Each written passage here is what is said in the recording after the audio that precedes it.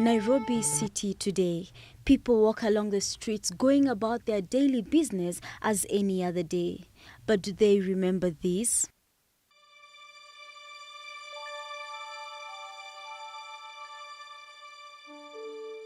At the KENYATTA International Conference Center, election observers waited anxiously for the final results to be announced.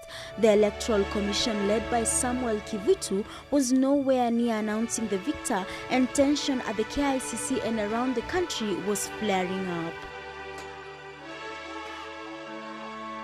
That evening, after claims of rigging had filled the air and observers could not face each other, the then incumbent President KIBAKI was declared the winner of the presidential poll, triggering a wave of violence in the country after the rival party ODM disputed the Kivutu results.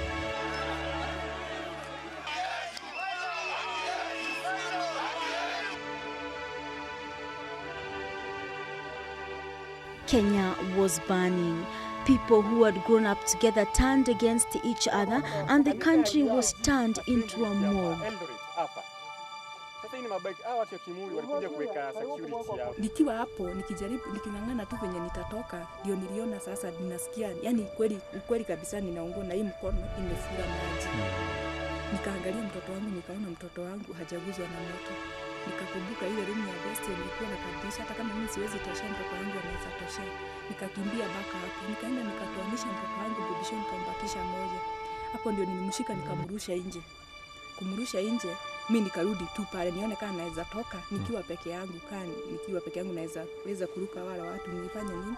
Nitoke nje. Nilipitia panga 4, nilipitia chumarungu ambazo nilipigwa nazo. Niko na P3 form ndani ya nyumba ambayo ikunisaidia. So na ninajua wale watu ambao walihusika. Wale waliniibia nyumbani, ninajua who and who waliniibia, lakini kwa sababu ya ile kujivuta kwa serikali, polisi hawakuingilia. Houses were torched, transport was paralyzed as communities turned on people from other communities, and the result?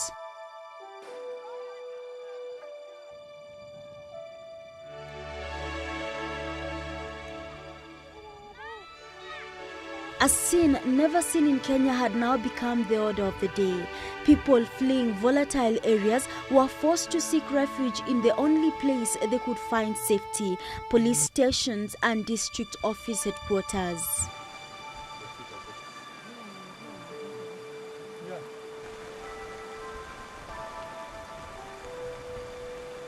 For close to 2 days, violence never witnessed in the country rented the air with no end in sight.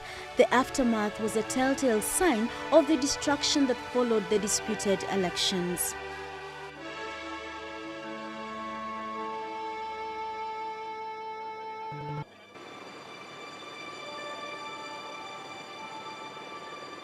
So why did Kenyans feel they had to fight? First was the lack of confidence in the judicial system, which they say was dogged by impunity.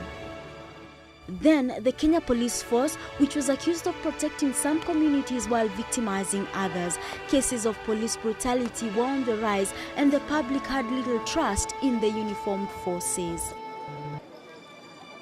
But the greatest contributor was the Electoral Commission, which was accused of being biased and involved in rigging the election results. The beginning of their woes was the culmination of the results that saw President KIBAKI sworn in at DUSK, begging the question, why was the swearing in done in such a hurry?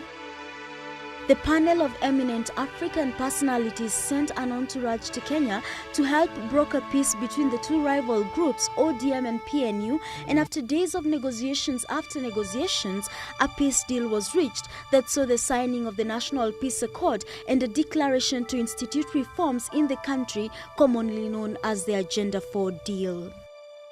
That was then.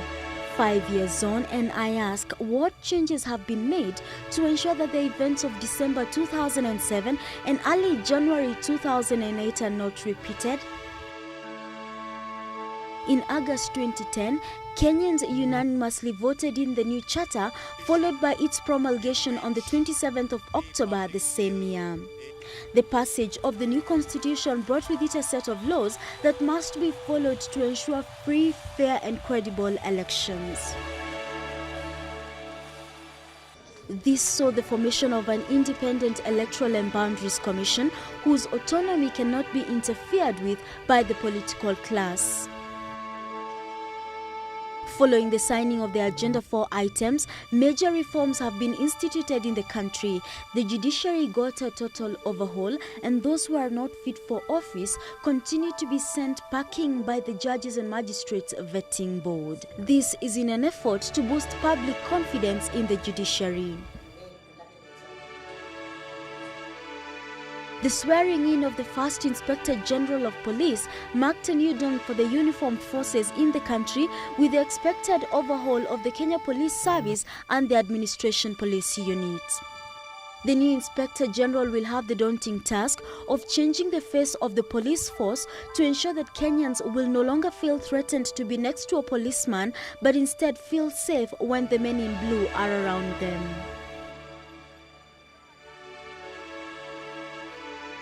With the next general elections around the corner and peace initiatives instituted to ensure that no violence erupts, Kenyans in all spheres, politicians, armed forces and the general public will have to remember what transpired after the disputed 2007 elections for them to ensure that sins such as this are never witnessed again.